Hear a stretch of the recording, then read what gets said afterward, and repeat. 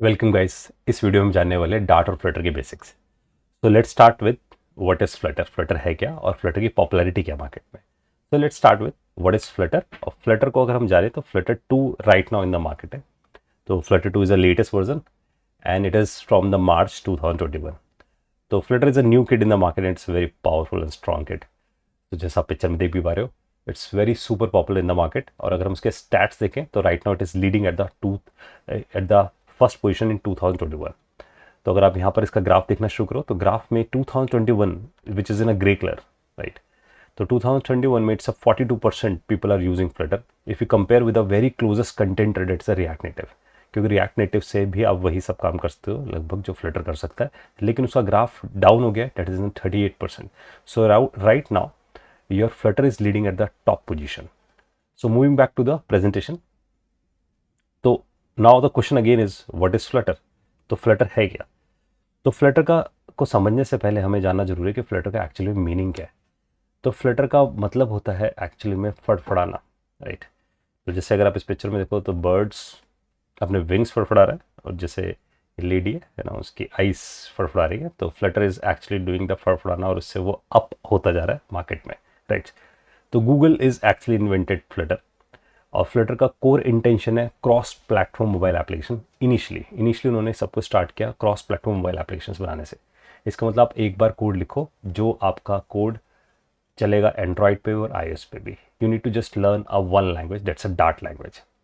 लेकिन अगर हम कंपेयर करें रिएक्ट नेटिव से, तो रिएक्ट नेटिव के लिए आपको जावास्क्रिप्ट भी पता होना जरूरी है एज अ लैंग्वेज, आपको रिएक्टिव पता होना जरूरी है, आपको रिएक्ट नेटिव भी पता होना जरूरी है, HTML भी पता होना जरूरी है, CSS भी पता होना जरूरी है। यहाँ पर हर चीज़ हम इवन डिज़ाइन, उसका logic, everything we are doing with one language, that's a Dart language. थोड़ा सा और आगे जानते हैं। तो फ्लटर जैसा हमें पता चला क्रॉस प्लेटफॉर्म मोबाइल ऐप्स के लिए, और it is not on the single choice, अभी बहुत सारी चॉइस है मार्केट में, but it is right now leading at the top one position. Flutter को हम ऐसा बोलते हैं it's a UI tool kit, it's a user interface tool kit. इसका मतलब यहाँ पर बहुत most of the things are pre build.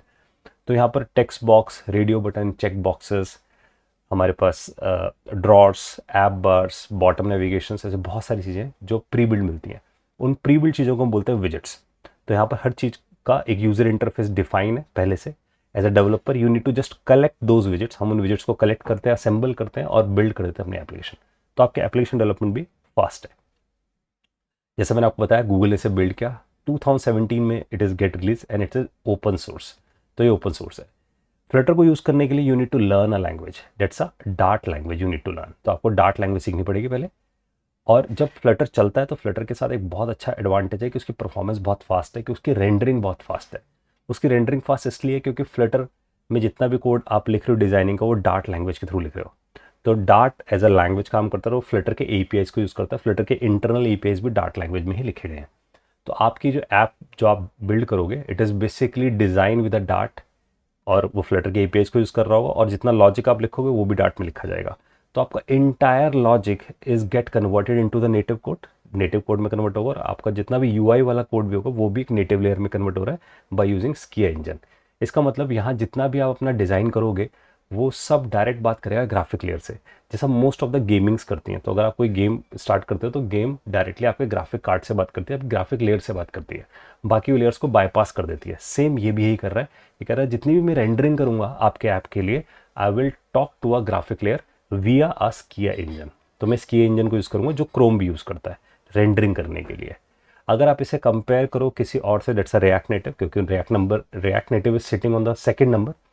तो रिएक्ट नेटिव कहता है कि जब भी मैं अपने UI को रेंडर करता हूँ तो मैं एंड्रॉयड के UI को कॉल लगाता हूँ या iOS को UI को कॉल लगाता हूँ, यानी कि उसके APIs को कॉल लगाता हूँ, उसके थ्रू मैं रेंडर करता हूँ। जबकि ये डायरेक्ट रेंडर कर रहा है talking to the hardware layer, यानी कि ग्राफिक लेयर से बात करके।